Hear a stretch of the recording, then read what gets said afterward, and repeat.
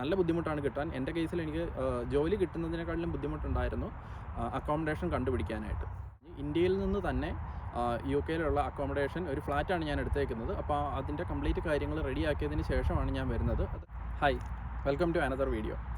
അപ്പോൾ നമ്മൾ കഴിഞ്ഞ വീഡിയോയിൽ, അതായത് യു കെയിലേക്കുള്ള വർക്ക് വിസ ഞാൻ എങ്ങനെയാണ് ഒരു ഏജൻസിയുടെ ഹെൽപ്പ് ഇല്ലാതെ ചെയ്തതെന്നുള്ള വീഡിയോയിൽ ഞാൻ പറഞ്ഞിട്ടുണ്ടായിരുന്നു. അക്കോമഡേഷനെ പറ്റിയൊരു വീഡിയോ ഇനി അടുത്ത് ചെയ്യുന്നുണ്ടെന്ന്.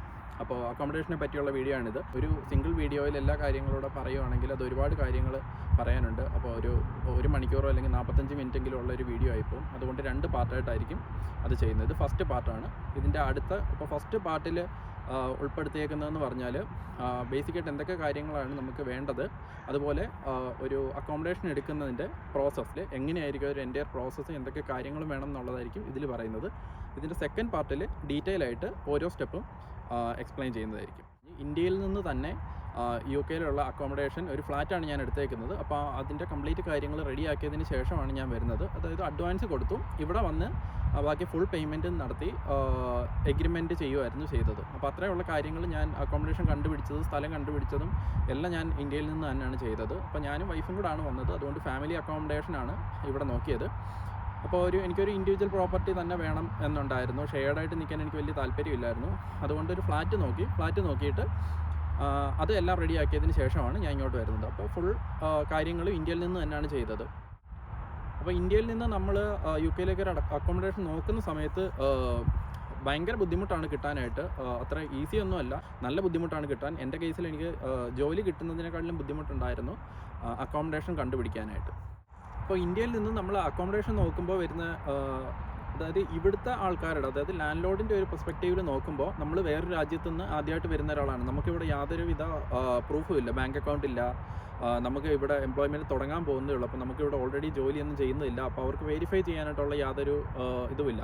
അപ്പോൾ ഇവർക്ക് ഇവിടുത്തെ ഒരു പ്രശ്നം എന്ന് പറഞ്ഞാൽ, നമ്മളിവിടെ റെൻറ്റ് കൊടുത്തില്ലെങ്കിൽ അവർക്ക് നമ്മളെ അങ്ങനെ ചുമ്മാ വീട്ടിൽ നിന്ന് ഇറക്കി വിടാൻ പറ്റത്തില്ല. അപ്പോൾ അങ്ങനെ ഒരു പ്രശ്നം ഉള്ളതുകൊണ്ടാണ് നമുക്കിവിടെ പെട്ടെന്ന് അവരെല്ലാ കാര്യങ്ങളും നോക്കിയതിന് ശേഷമേ നമുക്ക് അക്കോമഡേഷനൊക്കെ തരത്തുള്ളൂ. അപ്പോൾ പെട്ടെന്ന് നമ്മൾ ഒരു അക്കോമഡേഷൻ നമ്മുടെ ഇന്ത്യയിലെ പോലെ നമുക്ക് പെട്ടെന്നൊരു വീട് ഇഷ്ടപ്പെട്ട് കഴിഞ്ഞാൽ അത് കിട്ടത്തൊന്നുമില്ല. അപ്പോൾ അവർക്കും കൂടെ നമ്മുടെ കാര്യങ്ങളൊക്കെ ഇഷ്ടപ്പെട്ട് കഴിഞ്ഞാൽ, അല്ലെങ്കിൽ നമ്മൾ റെൻ്റ് അടയ്ക്കും, അല്ലെങ്കിൽ നമ്മൾ ജെന്യൂൻ ആണെന്ന് തോന്നിയാൽ മാത്രമേ അവർ നമുക്ക് അവരുടെ ഒരു പ്രോപ്പർട്ടി തരത്തുള്ളൂ. എനിക്കങ്ങനെ ഇന്ത്യയിൽ വെച്ചിട്ട് ഞാൻ കുറേ അപ്ലൈ ചെയ്യുന്ന സമയത്ത് ഞാൻ ഫിസിക്കലി ഇവിടെ ഇല്ല എന്നുള്ളൊരു കാരണം കൊണ്ട് തന്നെ എനിക്ക് കുറേ റിജക്ഷൻസ് വന്നിട്ടുണ്ട്.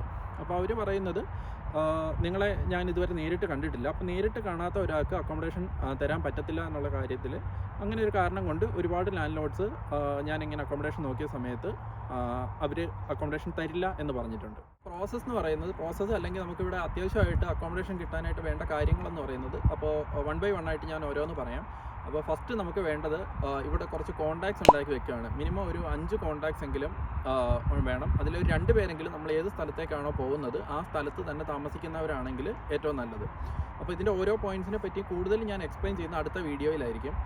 കാരണം ഇതിപ്പോൾ 1 by 1 ആയിട്ട് കാര്യങ്ങൾ പറഞ്ഞു പോകുന്നതേ ഉള്ളൂ. അപ്പോൾ എങ്ങനെ നമുക്ക് ഇവിടെ ഒരു കോൺടാക്റ്റ് കണ്ടുപിടിക്കുക എന്നുള്ളതൊക്കെ അടുത്ത വീഡിയോയിൽ ഞാൻ പറയാം. നെക്സ്റ്റ് എന്ന് പറയുന്നത്, നമുക്കൊരു UK ബേസ്ഡ് ഒരു നമ്പർ വേണം, അതായത് ഒരു ഫോൺ നമ്പർ നമ്മളെ കോൺടാക്ട് ചെയ്യാനായിട്ട്. അപ്പോൾ നമ്മളിവിടെ ഒരു ഏജൻസി അല്ലെങ്കിൽ ഒരു ലാൻഡ് ലോഡിനെ വിളിക്കുന്ന സമയത്ത് അവരുടെ അടുത്ത് ഷെയർ ചെയ്യാനായിട്ട് നമുക്കൊരു UK ബേസ്ഡ് നമ്പർ വേണം. നമ്മൾ ഇന്ത്യയിൽ നിൽക്കുന്ന സമയത്ത് നമുക്ക് ഇന്ത്യൻ നമ്പറായിരിക്കും ഉണ്ടായിരിക്കുന്നത്. ചിലപ്പോൾ ഇൻ്റർനാഷണൽ നമ്പർ ആയതുകൊണ്ട് നമ്മുടെ ഇന്ത്യൻ നമ്പർ അവർക്ക് ഷെയർ ചെയ്ത് കഴിഞ്ഞാൽ ചിലപ്പോൾ അവർ നമ്മളെ വിളിക്കില്ല. അപ്പോൾ നമ്മളൊരു UK ബേസ്ഡ് ഒരു ലോക്കൽ നമ്പർ കൊടുക്കുകയാണെങ്കിൽ അവർക്ക് നമ്മളെ കോൺടാക്ട് ചെയ്യാൻ എളുപ്പമായിരിക്കും. ഇതും എങ്ങനെയാണ് ഒരു UK ബേസ്ഡ് നമ്പർ നമുക്ക് ഇന്ത്യയിൽ നിന്ന് കിട്ടുന്നത് എന്നുള്ള കാര്യം ഞാൻ അടുത്ത വീഡിയോയിൽ പറയാം. തേർഡ് പോയിൻ്റ് എന്ന് പറയുന്നത്, ഏത് സ്ഥലത്തേക്കാണ് നമുക്ക് അക്കോമഡേഷൻ വേണ്ടതെന്നുള്ളത് നമുക്ക് ക്ലിയർ ആയിട്ടൊരു ഐഡിയ ഉണ്ടായിരിക്കണം. അതായത് ഏത് ലൊക്കേഷനിലേക്കാണ് നമുക്ക് അക്കോമഡേഷൻ വേണ്ടത്. അപ്പോൾ നമുക്ക് ഇപ്പോൾ ന്യൂകാസലിൽ വേണോ, അല്ലെങ്കിൽ ലണ്ടനടുത്താണോ വേണ്ടത്, എഡിൻബർഗിൽ വേണോ, അങ്ങനെ അവിടെ എഡിൻബർഗിലാണെങ്കിൽ തന്നെ അവിടെ ഏത് കറക്റ്റ് സ്ഥലത്താണെന്നുള്ളത് നമുക്കൊരു ക്ലിയർ ആയിട്ടൊരു ഐഡിയ ഉണ്ടാക്കുക. അതിനുശേഷം പിന്നെ നമുക്ക് ഏത് ഡേറ്റിലേക്കാണ് നമുക്ക് ആ ഒരു പ്രോപ്പർട്ടിയിലേക്ക് നമുക്ക് താമസം തുടങ്ങാൻ പറ്റുന്നത് എന്നുള്ളത് നമുക്കൊരു ഏകദേശം ഒരു ഐഡിയ ഉണ്ടായിരിക്കണം. ഏകദേശം ഡേറ്റ്, കാരണം നമ്മളൊരു ഏജൻസിയെ ലാൻഡ് ലോഡിനെ വിളിക്കുന്ന സമയത്ത് അവർ ചോദിക്കും നമുക്ക് എന്നാണ് നമ്മുടെ മൂവിൻ ഡേറ്റ്, അതായത് നമുക്ക് എന്നാണ് അവിടെ താമസിച്ച് തുടങ്ങാൻ പറ്റുന്നതെന്ന് അവർ ചോദിക്കും. അടുത്തതെന്ന് പറയുന്നത്, ഏത് ടൈപ്പ് അക്കോമഡേഷനാണ് നമുക്ക് വേണ്ടതെന്നുള്ളത് നമുക്കൊരു ഐഡിയ ഉണ്ടായിരിക്കണം. അതായത് ഇവിടെ പല ടൈപ്പുള്ള അക്കോമഡേഷൻ ഉണ്ട്. ഫ്ലാറ്റ് ഉണ്ട്, പിന്നെ ടെറസ്ഡ് ഹോംസ് ഉണ്ട്, ഡിറ്റാച്ച്ഡ്, സെമി ഡിറ്റാച്ച്ഡ്, പിന്നെ സ്റ്റുഡിയോ ഫ്ലാറ്റുകളുണ്ട്. അപ്പോൾ അങ്ങനെയുള്ള ഓരോ അക്കോമഡേഷൻ ടൈപ്പുകളുണ്ട്. അപ്പോൾ അതിൽ നമുക്ക് ഏതാണ് വേണ്ടതെന്നുള്ളത് നമ്മൾ ആദ്യമേ തീരുമാനിച്ച് വെക്കുക. നെക്സ്റ്റ് എന്ന് പറഞ്ഞാൽ നമ്മുടെ ബഡ്ജറ്റിനെ പറ്റി നമുക്ക് കറക്റ്റ് ഒരു ഐഡിയ ഉണ്ടായിരിക്കണം. അപ്പോൾ കറണ്ട് മാർക്കറ്റ് റേറ്റ് ഒക്കെ നോക്കിയിട്ട്, അതായത് നമ്മൾ പല പ്ലാറ്റ്ഫോമിൽ സെർച്ച് ചെയ്യുന്ന സമയത്ത് നമുക്ക് അറിയാൻ പറ്റും ഇപ്പോൾ നമ്മുടെ ഉദ്ദേശിക്കുന്ന അക്കോമഡേഷൻ ടൈപ്പിന് എന്തോരം റേറ്റ് ഉണ്ട് അവിടെ വരുന്നുണ്ട് എന്നുള്ളത് നമുക്കൊരു അറിയാൻ പറ്റും. അപ്പോൾ അതനുസരിച്ചിട്ട് നമുക്ക് എത്ര വരെ മാക്സിമം നമുക്ക് അക്കോമഡേഷൻ വേണ്ടി സ്പെൻഡ് ചെയ്യാൻ പറ്റും എന്നുള്ളത് ഒരു തീരുമാനം എടുത്ത് വെക്കുക. നെക്സ്റ്റ് എന്ന് പറയുന്നത് നമ്മൾ ഏത് പ്ലാറ്റ്ഫോം ഉപയോഗിച്ച് സെർച്ച് ചെയ്യും, അല്ലെങ്കിൽ എങ്ങനെ അവൈലബിൾ ആയിട്ടുള്ള അക്കോമഡേഷൻസ് കണ്ടുപിടിക്കുന്നു. അതിപ്പോൾ ഇവിടെ പല വെബ്സൈറ്റുകളുണ്ട്. ഇപ്പോൾ റൈറ്റ് മൂവ് ഉണ്ട്, സൂപ്ലൈ ഉണ്ട്, ഫേസ്ബുക്ക് മാർക്കറ്റ് പ്ലേസ് ഉണ്ട്, പിന്നെ സ്റ്റുഡൻസിനാണെങ്കിൽ പിന്നെ ആംബർ സ്റ്റുഡൻറ്റ് എന്ന് പറഞ്ഞിട്ട് പ്ലാറ്റ്ഫോം ഉണ്ട്. അങ്ങനെ ഒരുപാട് പ്ലാറ്റ്ഫോമുകളുണ്ട്. അപ്പോൾ ഈ പറഞ്ഞ പ്ലാറ്റ്ഫോമുകൾ വഴി നമ്മൾ ഓൾറെഡി നമ്മൾ ഡിസൈഡ് ചെയ്ത് വെച്ചേക്കുന്ന കാര്യങ്ങളൊക്കെ വെച്ചിട്ട് നമ്മൾ സെർച്ച് ചെയ്യുമ്പോൾ നമുക്ക് അവൈലബിൾ ആയിട്ടുള്ള അക്കോമഡേഷൻസിൻ്റെ ലിസ്റ്റ് കിട്ടും. ആ ലിസ്റ്റ് കിട്ടിക്കഴിഞ്ഞാൽ പിന്നെ നമുക്ക് ചെയ്യാൻ പറ്റുന്നത് അവരെ കോൺടാക്ട് ചെയ്യുക എന്നുള്ളതാണ്.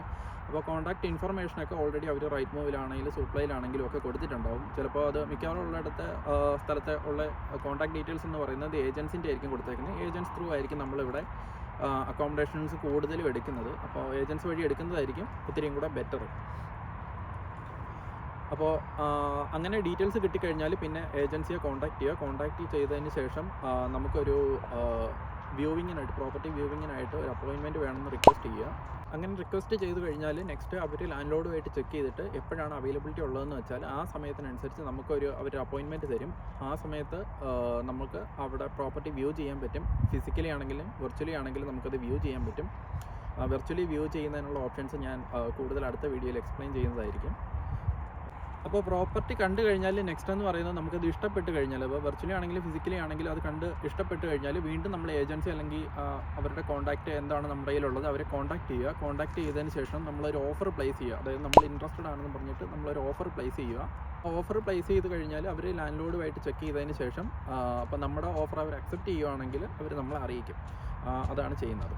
അങ്ങനെ കിട്ടിക്കഴിഞ്ഞാൽ പിന്നെ നമ്മൾ ബാക്കി ഡീറ്റെയിൽസും കാര്യങ്ങളും എല്ലാം അവരുടെ അടുത്ത് ഡിസ്കസ് ചെയ്തിട്ട് അതിൻ്റെ എഗ്രിമെൻറ്റിലേക്ക് പോകുന്നതാണ് നെക്സ്റ്റ് സ്റ്റെപ്പ്. അപ്പോൾ പ്രോപ്പർട്ടി കാണാൻ പോകുന്ന സമയത്ത് തന്നെ, അല്ലെങ്കിൽ അവർ കോൾ ചെയ്തോ എങ്ങനെയാണ് നമ്മൾ പ്രോപ്പർട്ടി കാണുന്നത് വെച്ചാൽ ആ സമയത്ത് തന്നെ അതിൻ്റെ എല്ലാ ഡീറ്റെയിൽസും ചോദിച്ച് മനസ്സിലാക്കുക. ഒരു പ്രോപ്പർട്ടിയുടെ എന്തൊക്കെയാണ് നമുക്ക് അതിനെപ്പറ്റി അറിയേണ്ടത്, അല്ലെങ്കിൽ റെൻറ്റിനകത്ത് ബിൽസ് ഇൻക്ലൂഡഡ് ആണോ, അല്ലെങ്കിൽ എങ്ങനെയാണ് ഗ്യാസ് കണക്ഷൻ എങ്ങനെയാണ്, അങ്ങനെ എന്ത് ഡൗട്ട് നമ്മൾ അതിനുണ്ടെങ്കിലും അത് ഏജൻസിയായിട്ട് ക്ലിയർ ചെയ്തതിന് ശേഷം മാത്രമേ പേയ്മെൻ്റ് ഒക്കെ കൊടുക്കാവൂ. അങ്ങനെ ബാക്കി കാര്യങ്ങളെല്ലാം ഓക്കെയാണ്. നമുക്ക് എല്ലാ കാര്യങ്ങളൊക്കെ ഒരു ക്ലിയർ ഐഡിയ കിട്ടിക്കഴിഞ്ഞാൽ പിന്നെ നെക്സ്റ്റ് എന്ന് പറയുന്നത് ഫുൾ പേയ്മെൻറ്റ് കൊടുത്ത് എഗ്രിമെൻറ്റ് ചെയ്യുക എന്നുള്ളതാണ്. എഗ്രിമെൻറ്റ് ചെയ്തതിന് ശേഷം പിന്നെ നമുക്ക് നമ്മളിവിടെ വന്നതിന് ശേഷം അല്ലെങ്കിൽ എപ്പോഴാണ് നമുക്ക് താക്കോൽ കിട്ടുന്നതെന്ന് ചോദിച്ച് കാര്യങ്ങളൊക്കെ മനസ്സിലാക്കുക. അങ്ങനെ എഗ്രിമെൻറ്റും കാര്യങ്ങളുമൊക്കെ കഴിഞ്ഞതിന് ശേഷം പിന്നെ നമുക്ക് എന്നാണ് നമ്മൾ വരുന്നത്, അല്ലെങ്കിൽ എന്നാണ് ഈ മൂവിൻ ഡേറ്റ്, ആ മൂവിൻ ഡേറ്റിനനുസരിച്ചായിരിക്കും പിന്നെ കീ ഒക്കെ നമുക്ക് കിട്ടുന്നത്. അപ്പോൾ അതും ഏജൻസി അടുത്ത് സംസാരിച്ച് കഴിഞ്ഞാൽ അവർ ക്ലിയർ ആയിട്ടുള്ള കാര്യങ്ങൾ അതിൻ്റെ പറഞ്ഞു തരും. അപ്പോൾ അങ്ങനെയുള്ള കാര്യങ്ങളൊക്കെ ചെയ്യാനായിട്ടാണ് നമുക്കൊരു ഏജൻസി വേണ്ടത്. അപ്പോൾ നമ്മൾ ഡയറക്റ്റ് ഒരു ലാൻഡ് ലോഡിൻ്റെ അടുത്താണ് നമ്മൾ പൈസ കൊടുക്കുന്നത്, അല്ലെങ്കിൽ എഗ്രിമെൻറ്റ് അവരുമായിട്ട് ഡയറക്റ്റ് സൈൻ ചെയ്യുന്ന കാര്യങ്ങളൊക്കെ ചെയ്യുവാണെങ്കിൽ ഇതിന് നമ്മളെ ഹെൽപ്പ് ചെയ്യാനായിട്ട് വേറെ ആരും ഉണ്ടാവില്ല. കാരണം നമുക്ക് ഇവിടുത്തെ റൂൾസും കാര്യങ്ങളൊന്നും അറിയില്ല. അപ്പോൾ ഫസ്റ്റ് ടൈം നമ്മൾ ചെയ്യുമ്പോൾ എപ്പോഴും ഒരു ഏജൻസി വഴി ചെയ്യുന്നതായിരിക്കും ഏറ്റവും നല്ലത്. അപ്പോൾ ഈ വീഡിയോയിൽ ഇത്രയും കാര്യങ്ങളേ ഉള്ളൂ. അപ്പോൾ ഇതിൻ്റെ കൂടുതൽ ഡീറ്റെയിൽസ്, അപ്പോൾ ഈ പറഞ്ഞ പോയിൻറ്റ്സ് എല്ലാം കൂടുതൽ എക്സ്പ്ലെയിൻ ചെയ്ത് എങ്ങനെയാണ് യു കെയിലെ ഒരു നമ്പർ നമുക്ക് ഇന്ത്യയിൽ നിന്ന് കിട്ടുന്നത്, അല്ലെങ്കിൽ ഇവിടെ എങ്ങനെയാണ് കോൺടാക്ട്സ് കണ്ടുപിടിക്കുന്നത്, റൈറ്റ് മൂവ് നമുക്ക് യൂസ് ചെയ്തിട്ട് എങ്ങനെയാണ് നമുക്ക് കറക്റ്റ് ഒരു ലൊക്കേഷൻ കണ്ടുപിടിക്കാൻ പറ്റുന്നത്, അങ്ങനെ കുറേ കാര്യങ്ങൾ ഇനി സെക്കൻഡ് പാർട്ടിലാണ് വരുന്നത്. അപ്പോൾ ഇനി സെക്കൻഡ് പാർട്ടിലെ വീഡിയോയിൽ കാണാം.